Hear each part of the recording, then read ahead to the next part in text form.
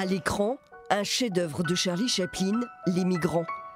Au piano, Paul Lay, l'un des plus doués de la nouvelle génération des scènes européennes de jazz.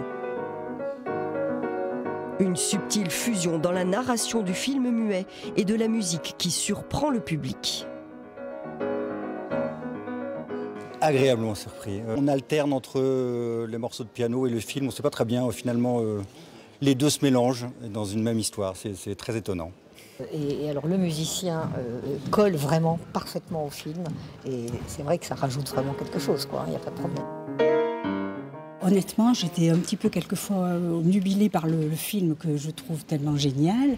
Et quelquefois, tiens zut, il faudrait peut-être que tu... Parce que j'aime voir les mains des pianistes, alors là, voilà. Alors moi j'écoutais, mais effectivement, je n'ai pas tellement regardé le film. Tout comme sur ce deuxième film, Sherlock Jr. de Buster Keaton, oubliez le traditionnel ragtime des années 1900. La touche jazzy de l'improvisation de Paul Lay fait la différence. C'est une sorte de voyage entre des réminiscences de ce qui se joue à l'époque et en même temps un langage un peu plus contemporain, mais en même temps essayant de tisser une unité et quelque chose de cohérent tout le long du film.